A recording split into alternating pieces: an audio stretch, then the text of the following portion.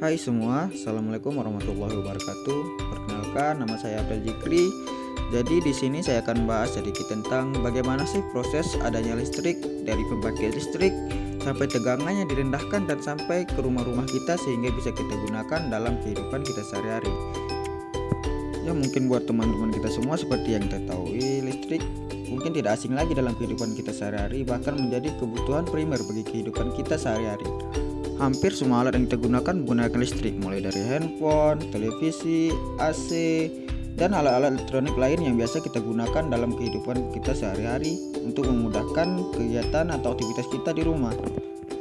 Nah, jadi barang-barang yang kita gunakan itu semua tidak bisa terlepas dari listrik, teman-teman. Jadi kawan-kawan pernah terpikir nggak sih dari mana sih datangnya listrik, bagaimana bisa kita gunakan dan sampai ke rumah kita sehingga memudahkan aktivitas kita. Jadi yuk kita bahas atau kita cari tahu. Jadi listrik yang kita gunakan itu berasal dari pembangkit listrik berdasarkan hukum Faraday oleh Michael Faraday, seorang ilmuwan yang berasal dari Inggris. Pembangkit listrik ini berfungsi untuk memproduksi dan membangkitkan listrik dari sumber tenaga yang ada.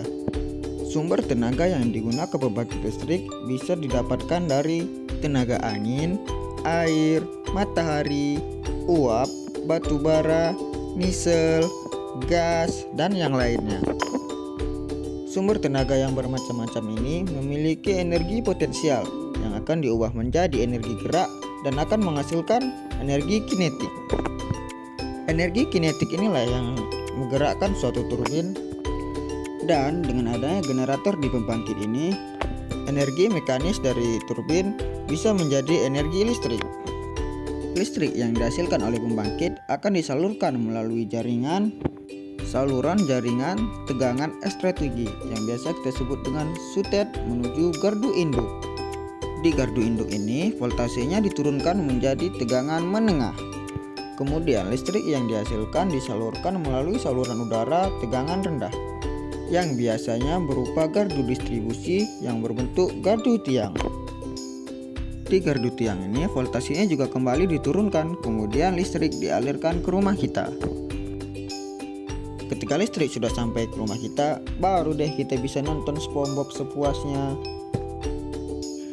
Nah, jadi kawan-kawan, begitulah proses panjang perjalanan aliran listrik dari pembangkit listrik sampai ke rumah-rumah kita.